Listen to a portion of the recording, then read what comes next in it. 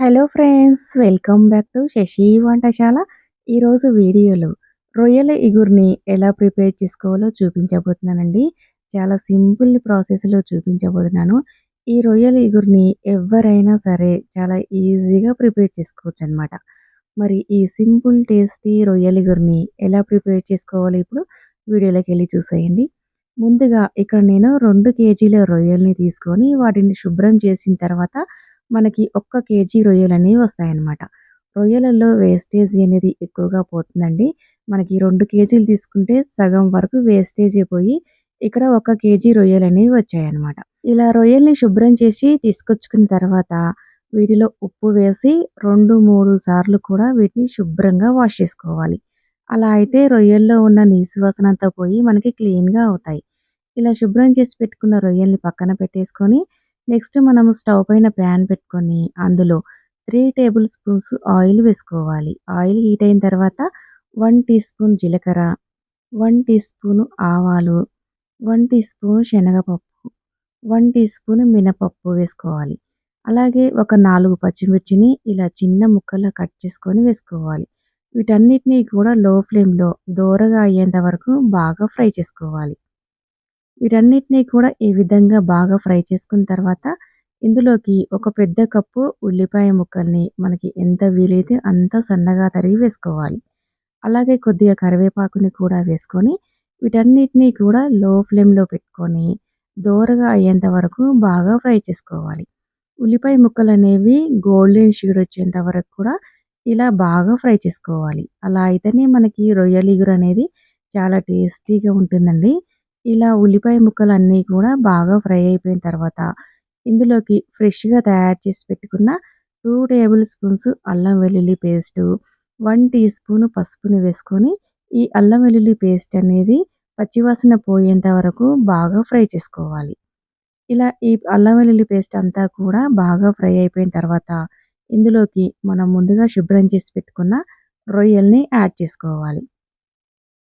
ఇలా రొయ్యలు మొత్తం వేసుకున్న తర్వాత వీటన్నిటిని కూడా ఒకసారి బాగా కలుపుకోవాలి. ఈ విధంగా రొయ్యలన్నిటిని కూడా బాగా కలుపుకున్న తర్వాత ఇప్పుడు మూత పెట్టుకొని మంటని లో ఫ్లేమ్‌లో పెట్టి మధ్య మధ్యలో కలుపుకుంటూ రొయ్యల్ని ఒక 2, 3 నిమిషాల పాటు ఉడికించుకోవాలి. ఇలా 2, 3 నిమిషాల తర్వాత మనకి రొయ్యల్లో ఉన్న వాటర్ అంతా కూడా ఇలా బయటికొస్తాయండి. ఇందులో మనము ఒక్క చుక్క వాటర్‌ని కూడా యాడ్ చేయాల్సిన అవసరం లేదు. ఇప్పుడు ఈ రొయ్యల్లో ఉన్న వాటర్ అంతా కూడా కొంచెం దగ్గర పడి చిక్కటి గ్రేవీ అయ్యేంత వరకు కూడా కలుపుకుంటూ ఉండాలన్నమాట. ఇలా కొంచెం వాటర్ అంతా కూడా కొంచెం దగ్గర పడిన తర్వాత ఇప్పుడు ఇందులోకి మనము కారాన్ని యాడ్ చేసుకోవాలి. మనం ముందుగానే పచ్చిమిర్చిని యాడ్ చేసుకున్నాం కాబట్టి దానిని చూసుకొని సరిపడినంత కారం యాడ్ చేసుకుంటే సరిపోతుంది. ఇక్కడ మనము 1 కేజీ రొయ్యలు తీసుకున్నాం కాబట్టి అందులో ఇక్కడ నేనైతే 3 టేబుల్ స్పూన్స్ కారం వేసుకున్నానండి. మీరైతే ఒకవేళ తక్కువ తినే వాళ్ళైతే కొంచెం తగ్గించి యాడ్ చేసుకోవచ్చనమాట. ఇందులోనే రుచికి సరిపడినంత ఉప్పు కూడా వేసుకొని అంతా ఒకసారి బాగా కలిసే విధంగా కలుపుకోవాలి. ఇలా రొయ్యలన్నిటినీ కూడా బాగా కలుపుకున్న తర్వాత ఇప్పుడు మూత పెట్టి లో ఫ్లేమ్‌లో ఒక 2, 3 నిమిషాల పాటు మధ్య మధ్యలో కలుపుకుంటూ ఉడికించుకోవాలనమాట. ఇలా 2, 3 నిమిషాల తర్వాత మూత తీసామంటే మనకి ఇలా కొంచెం ఆయిల్ అనేది పైకి తేలినట్టు కనిపిస్తుందండి. అలా అయ్యేంత వరకు కూడా బాగా ఉడికించుకోవాలనమాట.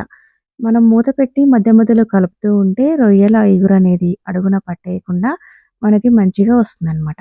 నెక్స్ట్ ఇందులో 1 టీ స్పూన్ ధనియాల పొడి, 1 టీ స్పూన్ జీలకర్ర మెంతుల పిండి, 1 టీ స్పూన్ గరం మసాలాని వేసుకోవాలి. వేసుకున్న తర్వాత వీటన్నిటిని కూడా ఒకసారి బాగా కలిసే విధంగా కలుపుకోవాలి. ఇలా ఇవన్నీ వేసి కలుపుకున్న తర్వాత 1, 2 నిమిషాల పాటు లో ఫ్లేమ్‌లో కొంచెం ఇందులో ఆయిల్ అనేది పైకి తేలి సెపరేట్ అవుతూ ఉంటుందండి. అలా అయ్యేంత వరకు ఉడికించుకోవాలనమాట. ఇక్కడ వీడియోలో చూపిస్తున్న విధంగా రావాలనమాట. అలాగే చివరగా కొద్దిగా కొత్తిమీర తరుగు కూడా వేసుకొని అంతా ఒకసారి బాగా కలిసే విధంగా కలుపుకోవాలి. ఇలా కలుపుకొని స్టవ్ ఆఫ్ చేసుకొని సర్వింగ్ బౌల్‌లోకి తీసేసుకోవడమే అండి. అంతేనండి, ఎంతో టేస్టీగా ఉండే రొయ్యల ఇగురు రెడీ అయిపోయింది. ఇలా మీరు ఒకసారి తప్పకుండా ట్రై చేయండి. టేస్ట్ అయితే చాలా బాగుంటుంది. ఈ రొయ్యల ఇగురిని ఒక 2, 3 ముక్కలు వేసుకున్నా కానీ మనకి అన్నమంతా కూడా కలిసిపోతుందనమాట. టేస్ట్ అయితే చాలా బాగుంటుందండి. మరి ఈ రొయ్యల ఇగురిని ఎలా ప్రిపేర్ చేసుకోవాలో చూసేసారు కదా! మరి మీకు ఈ వీడియో నచ్చితే తప్పకుండా లైక్ చేసి, షేర్ చేసి, సబ్స్క్రైబ్ చేయండి. మరి ఇలాంటి సింపుల్, టేస్టీ, క్విక్ రెసిపీస్ కోసం శశి వంటశాల ఛానల్‌ని సబ్స్క్రైబ్ చేయండి. Thanks for watching.